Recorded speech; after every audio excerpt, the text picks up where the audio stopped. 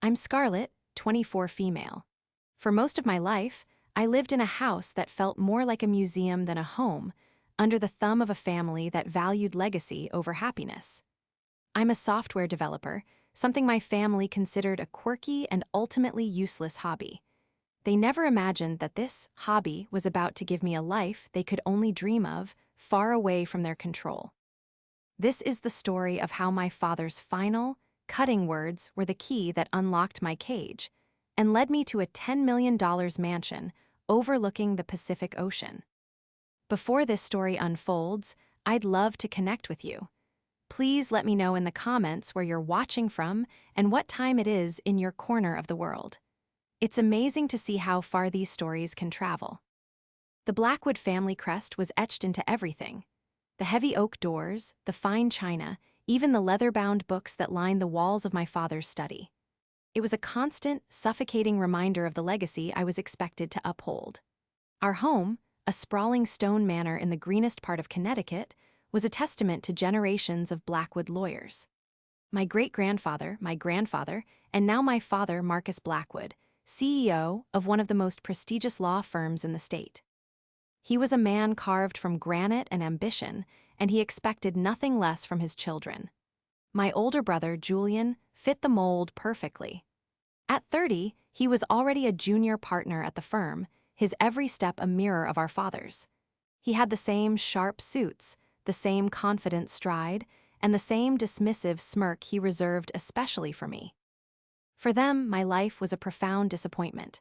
I didn't want law school. I didn't want to argue cases or network at stuffy country club events. My world was one of code, algorithms, and user interfaces. In the attic room that I had converted into a makeshift office, I spent every spare moment building something I believed in, an intuitive project management application I called Streamline. To my father and brother, it was just playing on the computer. They saw my passion as a childish refusal to grow up, to accept my responsibilities as a Blackwood. Every family dinner was an interrogation. "When are you going to start studying for the LSATs, Scarlett?" my father would ask, not looking up from his steak. "Julian was already published in the Law Review at your age," he'd add, a casual slice of his words that cut deeper than his knife. Julian would just sit there, a picture of smug satisfaction, occasionally offering patronizing advice. "It's not too late to get serious, Scar. Dad can pull some strings at Yale, even with your unconventional background." The final straw came on a Tuesday evening. The air in the dining room was thick with unspoken tension, as it often was. My father had just closed a major merger, and the mood was supposed to be celebratory. But his good mood never extended to me. It only sharpened the edges of his disappointment. He had been talking for 10 minutes straight about Julian's contribution to the deal, a minor footnote that he'd inflated into a heroic feat of legal genius. I had been quiet, pushing my food around my plate, my mind on a critical bug I needed to fix in my app's code. "Scarlett," my father's voice boomed, shattering my thoughts. "Are you even listening?" I looked up. "Yes, Dad, congratulations on the merger. It sounds incredible." My voice was flat, and I knew it was the wrong tone. "It is incredible," he said, his eyes narrowing. "It's what real success looks like. It's built on hard work, dedication, and a respect for tradition. Things you seem determined to ignore." I felt the familiar heat rise in my cheeks. "My work is hard," I said, my voice barely a whisper. "I'm dedicated." Julian let out a short, derisive laugh. "Tapping on a keyboard in the attic? Come on, Scarlett, it's a hobby. A cute one, but it's time to join the real world." That was it. Something inside me snapped. After years of biting my tongue, of absorbing their condescension, I couldn't stay silent anymore. "It is not a hobby," I said, my voice gaining strength. "It's a business. It's called Streamline, and it has over 50,000 active users. It's more real than you can possibly imagine." My father placed his fork and knife down with a loud clatter. The sound echoed in the cavernous room. 50,000 people playing some game you designed. "And what does that get you, Scarlett? Does it pay for this roof over your head, the food on your plate, the car you drive?" His voice was rising, each word a hammer blow. "While you are living in this house, you will show this family and its legacy some respect. You will enroll in an LSAT prep course by the end of the month, or I will take away your car and cut off your allowance." It was the ultimate humiliation. At 24 years old, he was threatening me with punishments fit for a rebellious teenager. "I don't want your money," I said, standing up so fast my chair scraped loudly against the floor. "I don't want any of this. All I've ever wanted is for you to see me, to see what I do as something that matters." "What you do is a waste of your potential," he roared, getting to his feet. His face was red with fury. He was a man who was never defied, especially not in his own home. "You are a Blackwood, you have a duty, a birthright you're spitting on so you can play with your little computer programs." "It's my life," I shot back, tears welling in my eyes. "It's my choice to make, not yours. Not while you live under my roof, it's not," he thundered, his voice bouncing off the high ceilings. "If you can't accept the terms of this family, then you are not a part of it." The room fell silent. The air crackled. I saw a flicker of something in Julian's eyes, not concern but victory. He had won. He was the perfect son, and I was the final, flawed piece being discarded. My father pointed a trembling finger toward the grand foyer. "Get out," he said, his voice dropping to a low, menacing growl. "What?" I whispered, my heart pounding. "You heard me. If you're so independent, so sure of your own path, then go walk it. But don't expect any help from me. Get out and stay out." The words hung in the air, cold and final. There was no negotiation, no room for appeal. It was an exile. For a moment, I was paralyzed by shock and a deep, aching pain. But then, a strange sense of clarity washed over me. This wasn't a punishment. It was a release. He had just handed me the one thing I never had the courage to take for myself, my freedom. I looked him in the eye, the man who was supposed to love me unconditionally. I saw no love, only rage and disappointment. "Fine," I said, my voice steady despite the storm inside me. I turned and walked out of the dining room without another word, the weight of the Blackwood legacy feeling, for the first time, like it was finally lifting from my shoulders. The heavy oak door of Blackwood Manor closed behind me with a deafening thud. The sound wasn't just wood hitting a frame, it was the sound of a life ending. The click of the latch was a period on a 24-year-long sentence. I stood on the stone steps for a moment, the cool night air a stark contrast to the heated fury of the dining room. I had nothing with me but the clothes I was wearing and the keys to my car, the car my father had threatened to take away. I didn't even go back for my phone or my laptop. My entire life, my entire business, was on those devices in the attic. The thought sent a jolt of panic through me, but it was quickly replaced by a cold, hard resolve. I would get them back. But not tonight. Tonight was about survival. My hands trembled as I unlocked my car. Sinking into the driver's seat, I took a deep, shaky breath. The silence of the car was a sanctuary. I leaned my forehead against the steering wheel, and for the first time since walking out, I let the tears fall. They weren't just tears of sadness, but of rage, of frustration, of a profound and bottomless grief for the family I wished I had. I cried for the little girl who had tried so hard to win her father's approval, and the young woman who had finally realized it was a game she could never win. After a few minutes, I wiped my eyes. Crying wouldn't solve anything. I had one person to call, one person in the world who understood what I was trying to build, who believed in me when my own family didn't. Leo Sterling. Leo was more than just a mentor. He was the first investor in Streamline. A venture capitalist in his mid-30s, he had seen the potential in my app when it was just a clunky beta version. He saw the passion my family dismissed as a hobby. I found a payphone at a gas station, a relic from another era that felt fitting for a night when my own life had been thrown back in time. My hands were shaking so hard I could barely punch in the numbers. He answered on the second ring. "Leo Sterling." "Leo, it's Scarlett," I said, my voice cracking. "Scarlett, what's wrong? You sound awful. Where are you?" His immediate concern was a balm on my raw nerves. I explained everything in a rushed, broken torrent of words, the dinner, the ultimatum, my father's final command. I told him I had nothing, that I'd been kicked out. He didn't interrupt. He just listened. When I finished, the silence on the other end of the line was heavy. "Where are you right now?" he asked, his voice calm and steady. I told him the name of the gas station. "Don't move," he said. "I'm 30 minutes away, just stay there, we'll figure this out." Waiting for him felt like an eternity. I sat in my car, watching the occasional set of headlights slice through the darkness. I felt like a ghost, completely untethered from the world. My father's words echoed in my head, "Get out and stay out." Did he mean it? Did he really think I would crumble, that I would be back on his doorstep by morning, begging for forgiving? SS and ready to sign up for the LSATs? A bitter smile touched my lips. He had no idea who I was. He had no idea what I had been building in that attic, while he and Julian were toasting their own success. He didn't know about the acquisition offer that had been sitting in my email for the past 2 weeks, a life-changing, 8-figure offer from a major tech giant. I had been waiting for the right moment to tell them, naively hoping that proof of my success would finally earn me their respect.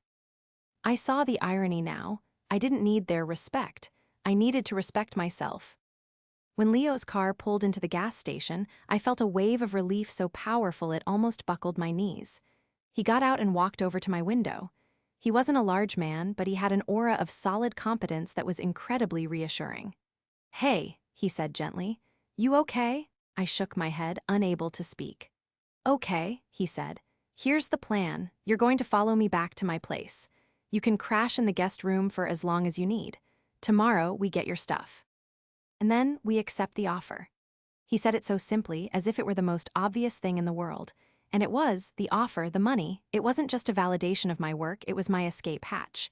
It was the key to a life my father couldn't control. I nodded, a fresh wave of tears blurring my vision. "Thank you, Leo." "Don't thank me," he said. "You're the one who did all the work. I just placed a smart bet. Now, let's go. First thing on the agenda is a hot meal and a good night's sleep." Following his taillights through the dark, winding roads, I felt the chaos in my mind begin to settle. The echo of the door slamming was still there, but it was fading, being replaced by a new sound, the hum of possibility. Leo lived in a modern, minimalist house that was the complete opposite of Blackwood Manor. It was all glass and clean lines, a space designed for clarity and thought. He made me some tea and we sat in his kitchen, the city lights twinkling below us. "You know, they're going to be expecting you to come crawling back," he said, looking at me over the rim of his mug. "I know," I replied, my voice hoarse. "They think they've won. They think they've finally broken me." "And have they?" he asked. I looked out at the sprawling city, a world of infinite potential. "No," I said, and for the first time that night, I felt a genuine smile. "They just set me free." The next morning, we would draft the email to accept the acquisition offer. We would hire a security firm and a lawyer to retrieve my belongings from my father's house. But for tonight, sitting in the warm, quiet kitchen of a friend, I was simply Scarlet. Not a Blackwood, not a disappointment, just Scarlet. And that was more than enough. The door had slammed shut, but in front of me, 1,000 others were swinging wide open. The day after my exile was the first day of my real life. Waking up in Leo's guest room, with the morning sun streaming through the floor-to-ceiling windows, I felt a strange combination of terror and exhilarating freedom. The pain of my family's rejection was still a raw, open wound, but for the first time, there was no weight on my chest. There was no dread of the inevitable dinner-table confrontations, no pressure to conform to a life that felt like a cage. There was just space. Over coffee, Leo and I mapped out the day. He was all business, a calming force of logic in my emotional storm. "First," he said, tapping his pen on a notepad, "we accept the offer. It's a clean, all-cash deal from Sin Tech. They love the product, and they want you to stay on as a consultant for the first year to oversee the integration. The number they offered is more than fair. It's phenomenal." The number, it still didn't feel real. I had seen it in the email, a dizzying string of zeros that my mind couldn't quite process. It was more money than my father, with his generations of inherited wealth and legal prestige, would likely see in a decade. And I had earned it myself with nothing but an old laptop and an idea. "Okay," I breathed. "Let's do it." We spent the next hour crafting the email, my hands shaking slightly as I typed. When I finally hit send, it felt like launching a rocket. There was no going back. A new trajectory had been set. Next on the list was retrieving my property. Leo made a call to a lawyer he trusted, a sharp, no-nonsense woman named Clara. She advised against me going back to the house myself. "Let's keep this professional and clean," she said over the phone. "We'll send them a formal letter requesting the immediate return of your personal and business property, including all intellectual property on your devices. We'll arrange for a third-party moving service. escorted by a security detail to pack and retrieve your things. It's non-confrontational and legally sound. It felt cold and impersonal, but she was right. Any interaction with my father would only devolve into another shouty. NG match. This was a business transaction now, the business of my liberation. While Clara handled the legal side, Leo gave me a task. You need a place to live, he said, sliding his laptop over to me. And with the first wire transfer hitting your new account in a few days, you can live anywhere you want. Dream big, Scarlett. On the screen was a real estate website, preset to a search for properties in Malibu, California. Malibu. It was a world away from the cold, stone traditions of Connecticut. It was sun, sand, and a future I had never dared to imagine. I scrolled through the listings, my eyes widening at the glass houses perched on cliffs overlooking the Pacific. It felt like a fantasy. But then I saw it. It wasn't the biggest or the flashiest, but it was perfect. A modern architectural masterpiece with walls of glass that seemed to merge the house with the ocean. It was sleek, private, and breathtakingly beautiful. It had a home office that offered an unobstructed view of the horizon. It was the antithesis of my dark, cramped attic room. It was a home built for looking forward, not back. The price tag was just over $10 million. This one, I whispered, pointing at the screen. Leo looked over my shoulder and whistled. Bold, I like it. Let's make a call. The next few days were a blur of activity. The wire transfer from Syntech arrived, and seeing the balance in my bank account was an out-of-body experience. I wasn't just financially independent, I was wealthy on a scale that was difficult to comprehend. Through a West Coast real estate agent, we made a cash offer on the Malibu house, well over asking price to ensure a quick, uncomplicated sale. It was accepted within hours. Back in Connecticut, the retrieval of my belongings went exactly as Clara had planned. My father, predictably, had refused to allow access at first, but a sternly worded letter from Clara, threatening legal action for withholding business assets, quickly changed his mind. A discreet moving truck arrived at Blackwood Manor, packed up my attic room and my bedroom under the stony glare of my father, and left without incident.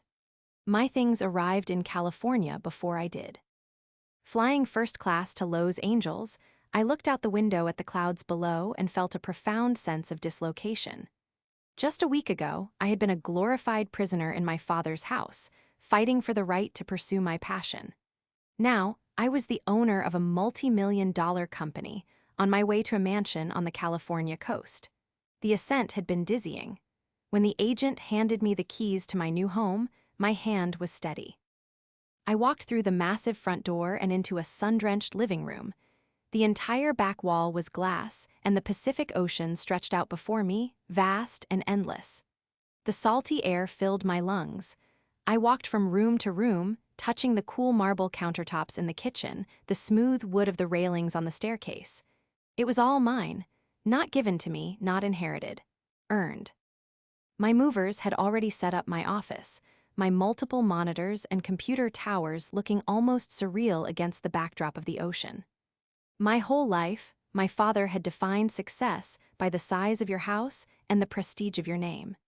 He thought he had taken everything from me when he threw me out, but he had only pushed me out of the nest, forcing me to realize I already had wings.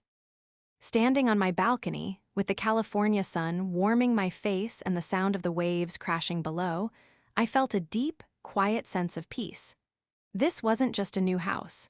It was a new world, and I was its sole architect. Back in Connecticut, the silence from my departure was, at first, a source of profound satisfaction for Marcus Blackwood. He and Julian had spoken about it in hushed, confident tones in his study, glasses of expensive scotch in their hands. "She'll be back," Marcus had declared, swirling the amber liquid. "A week, maybe 2.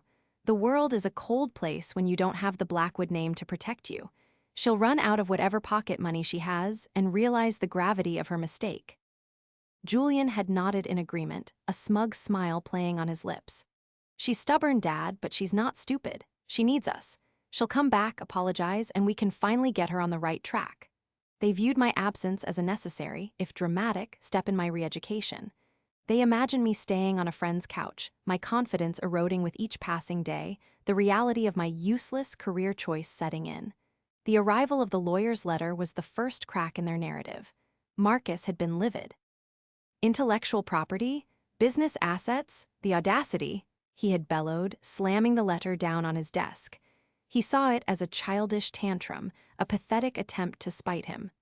But the threat of legal action from a reputable law firm was something he couldn't ignore. He was a man of the law, and he knew when he was cornered. He allowed.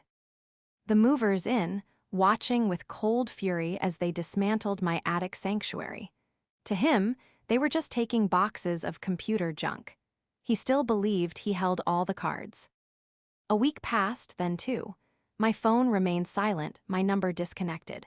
My social media profiles, which had never been very active, went completely dark. Marcus's satisfaction began to curdle into a strange mix of irritation and a tiny, unacknowledged flicker of concern. He had expected me to break, but the silence was absolute. He and Julian started making discreet inquiries among my few known friends, but no one knew anything. They were met with polite but firm walls of silence. The narrative began to shift. Maybe I had found some low-level coding job and was living in a small apartment, determined to prove my point out of sheer stubbornness. They could live with that. It would only make my eventual return all the more satisfying for them. The first real tremor that shook their world came from an unexpected source. A small article in a tech industry newsletter that Julian skimmed out of professional habit. The headline was "SynTech acquires rising star project management app, Streamline." Julian's eyes scanned the article, his brow furrowed. He vaguely remembered me calling my hobby Streamline. The article mentioned the app's creator, a young, innovative developer, but didn't name them. It was a coincidence, he told himself. There were probably dozens of apps with similar names, but a seed of doubt had been planted. The whispers started a few days later at the country club. Marcus was having lunch with a colleague, another high-powered executive, who was complaining about his own son's career choices. "He's off in Silicon Valley," the man grumbled, "chasing some tech dream. Says he knows the person who just sold an app to SynTech for a fortune, some young woman from the East Coast. Can you imagine?" Marcus felt a cold knot tighten in his stomach. "Did he say her name?" he asked, trying to keep his voice casual. "No, I don't think so," the man said, waving for the waiter. "But the story is she bought a house in Malibu right after. Cash. Malibu, the word hung in the air. The coincidence was becoming too significant to ignore. That evening, Julian came into the study, his face pale. He was holding his tablet. "Dad," he said, his voice strained, "you need to see this." On the screen was a celebrity real estate blog. The headline read, "Mysterious tech heiress snatches up $10 million Malibu cliffside estate." The article detailed the recent, all-cash purchase of a stunning architectural home. It included photos of the property, the walls of glass, the infinity pool, the breathtaking ocean views. And at the bottom of the article, a single sentence citing the public property records. The buyer is listed as Scarlett Blackwood. The tablet clattered onto the desk from Marcus's numb fingers. He stared at the name. Scarlett Blackwood. His Scarlett. It was impossible, a mistake, a different Scarlett Blackwood, but he knew, with a certainty that chilled him to the bone, that it wasn't. The numbers didn't add up. The timeline didn't make sense. How could the daughter he had kicked out, the one he assumed was struggling to pay rent, afford a $10 million house? Where did the money come from? "Streamline," Julian whispered, the name of the app tasting like ash in his mouth. It was the only possible explanation. The hobby, the game, the childish waste of time, it had been real. The 50,000 users had been real. And the acquisition must have been real on a scale they could never have fathomed. The foundation of their world crumbled in that moment. Their entire system of belief that legacy, law, and tradition were the only paths to success had been shattered by the one person they had deemed a failure. Their smug certainty was replaced by a dizzying, terrifying new reality. They weren't the gatekeepers of my success. They had been nothing more than obstacles, and I hadn't just overcome them. I had soared to heights they couldn't even see. The frantic search for answers began. They tried my old number again and again. They searched my name online, digging for any information. But I had vanished, leaving behind only the deafening echo of my success. the silence from my end was no longer a sign of weakness. It was a display of absolute power. 3 months passed. To me, living in Malibu felt like 3 lifetimes. I had settled into a rhythm that was entirely my own, dictated by the tides and my own creative energy. I worked when I was inspired, which was often consulting with the SynTech team via video calls from my Ocean View office. I walked on the beach every morning, feeling the sand between my toes and letting the vastness of the ocean put my old life into perspective. I made new friends, people from the tech and creative industries who were interested in my ideas, not my last name. For the first time, I felt seen. I rarely thought about my father and brother. The deep wound they had inflicted had begun to scar over, leaving a faint ache where there was once searing pain. I felt no desire for revenge, no need to gloat, but I did feel the need for closure.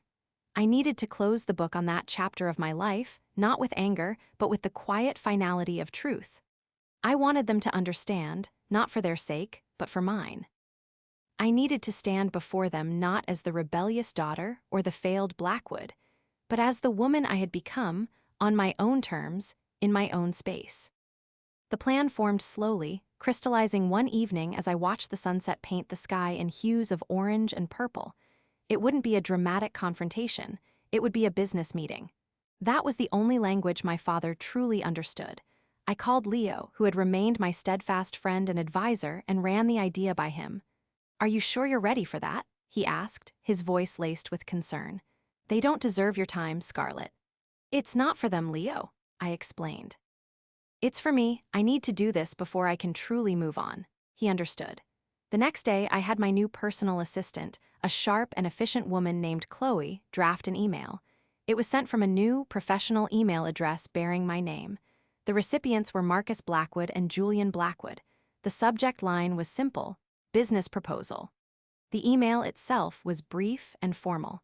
It requested their presence at a meeting to discuss a potential investment opportunity. It stated that the nature of the proposal was sensitive and would be discussed only in person. It gave a date and time 1 week from then.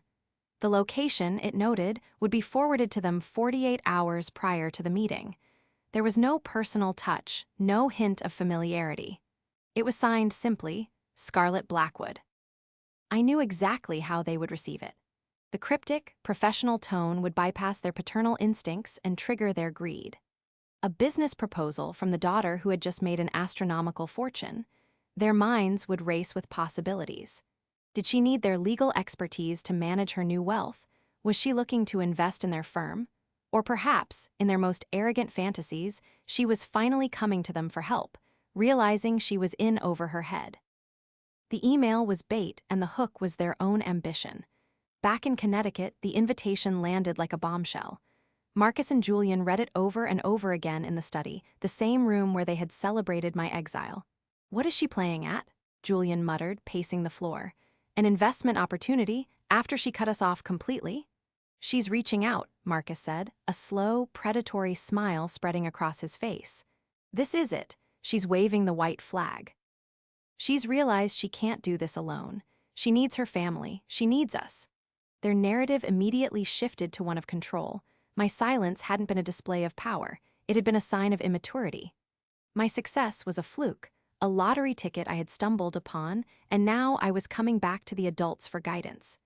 They were already planning how they would manage my portfolio, how they would leverage my newfound wealth to elevate the Blackwood name even further. They saw dollar signs, not a daughter. They readily accepted the meeting, their reply as formal and detached as my invitation. They were coming to negotiate the terms of their re-entry into my life, confident that they would be dictating those terms. 2 days before the meeting, as promised, Chloe sent a follow-up email. It contained a single line of text, the address for the meeting location, and below it, 2 first-class, round-trip plane tickets from Hartford to Los Angeles already paid for. There was no room for them to refuse, no way for them to control the logistics. They were being summoned. Julian pulled up the address on a map. His eyes widened as he saw the location, a prime piece of coastline in Malibu. He switched to a satellite view, and the image of the sprawling, glass-walled mansion filled the screen. It was the house from the real estate blog. The meeting wasn't at a neutral office space. It wasn't at a restaurant. I was summoning them to my home, my $10 million home. The realization dawned on them slowly, chilling their greedy excitement. This wasn't a white flag. This wasn't a plea for help. This was a power play. I wasn't coming to them, they were coming to me. The stage was set, not for a reconciliation, but for a reckoning. And it would take place in a world I had built, a world where they had no power at all. They had no choice but to board the plane, flying across the country into a future they couldn't predict, to face the daughter they thought they had broken. The phrase, "return to Blackwood Manor," had taken on a new meaning for me. I wasn't returning to the physical house of my childhood. I was orchestrating their symbolic enter. Why into mine? The name of the game was no longer theirs to control. As their plane descended into Los Angeles, I was sitting in my living room, calmly sipping a cup of chamomile tea. I wasn't nervous. I wasn't angry. I felt a sense of profound and unshakable calm. My home was my fortress, and the crashing waves outside were my anthem. I had instructed a car service to pick them up from Lax, a sleek, black town car with tinted windows. Another small, calculated detail to reinforce that they were on my turf, operating by my rules. I watched from my security monitor as the car pulled up the long, winding driveway.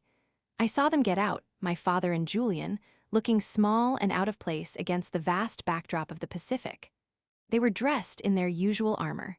Expensive, dark suits that looked ridiculously formal and hot under the California sun. They paused for a moment, tilting their heads back to take in the full scale of the house. I could almost feel their disbelief, their awe mingled with a bitter resentment. Chloe greeted them at the door and led them into the main living area where I was waiting.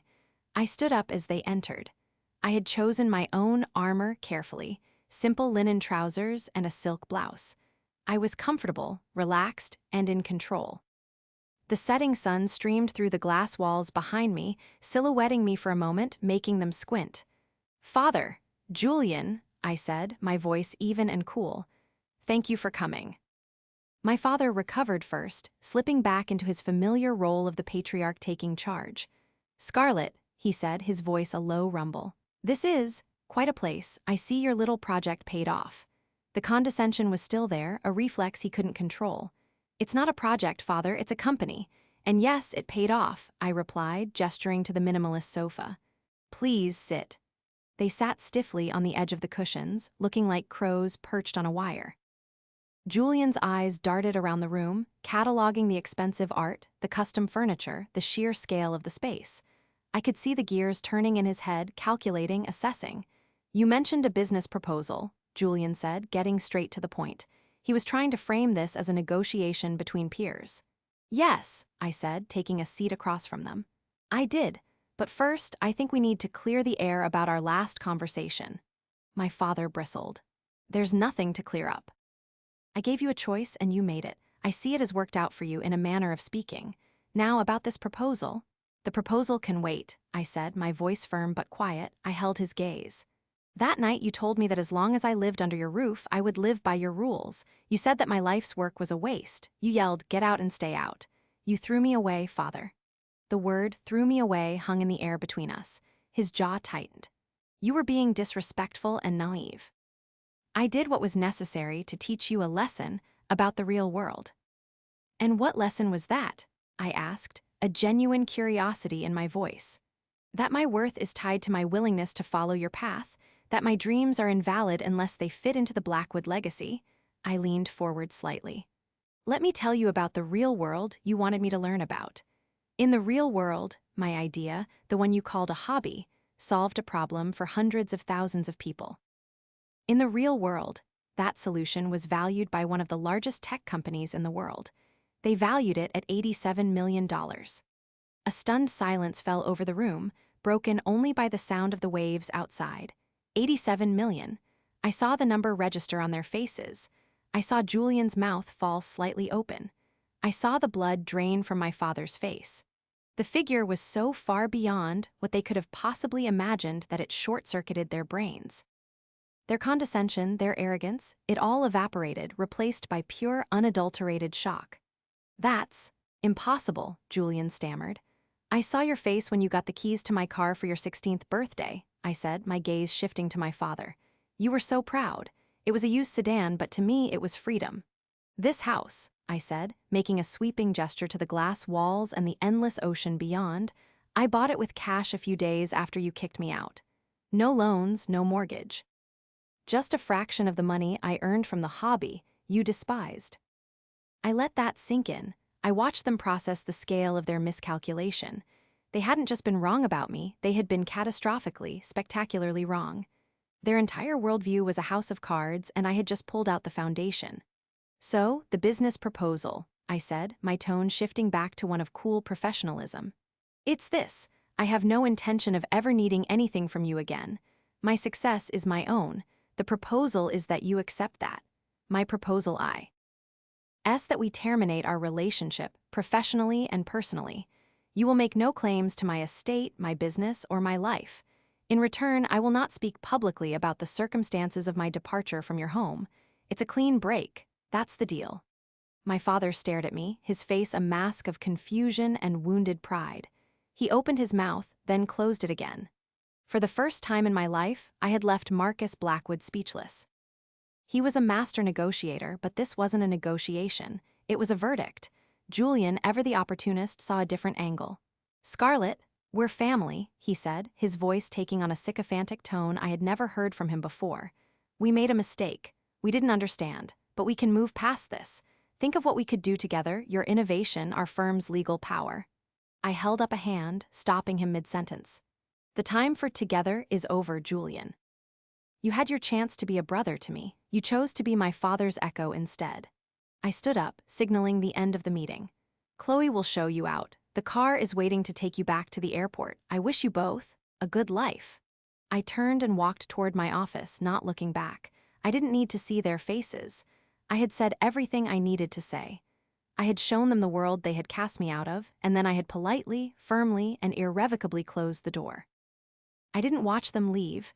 I stood in my office, my hands resting on the cool surface of my desk, and simply listened to the silence they left behind. The closing of the front door was soft, almost inaudible, a stark contrast to the violent slam of the door at Blackwood Manor. This was a quiet ending, a peaceful conclusion to a lifetime of noise. For a few minutes, I did nothing. I just breathed. The air felt lighter, cleaner. The weight I didn't even realize I was still carrying. The last, lingering thread of hope for their approval, the final ember of a daughter's need for her father's love, had finally been extinguished.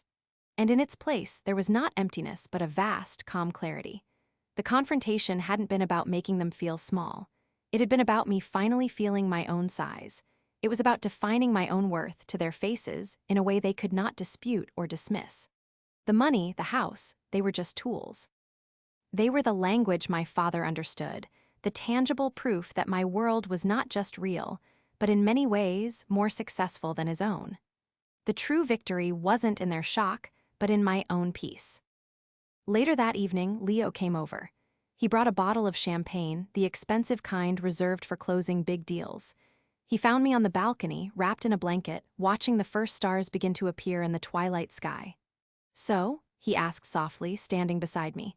How do you feel? I thought for a moment. Quiet, I said. I thought I would feel triumphant or angry or even sad, but I just feel quiet, like the storm is finally over. He nodded, understanding completely.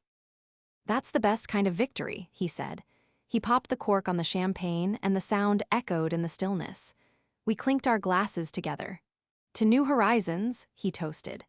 To new horizons, I repeated, and the champagne was crisp and cool, a taste of celebration and finality. We talked for hours, not about my family, but about the future. We talked about my next project, a nonprofit foundation I wanted to start, dedicated to providing scholarships and mentorship for young women in tech, especially those from backgrounds where their ambitions weren't supported. I wanted to use my resources to build the kind of support system I never had. My pain could be repurposed into someone else's power. In the weeks and months that followed, I heard nothing from my father or brother. As per our agreement, they became ghosts. Through the grapevine of East Coast society, I heard snippets. Marcus had become more withdrawn, more severe. The firm had lost a bit of its luster, its patriarch seeming to have lost his iron will. Julian was scrambling to maintain the image, but the confidence he once wore like a second skin was gone, replaced by a desperate, hungry ambition that colleagues found off-putting. They were trapped in the world they had built, a world that now felt smaller, dimmer.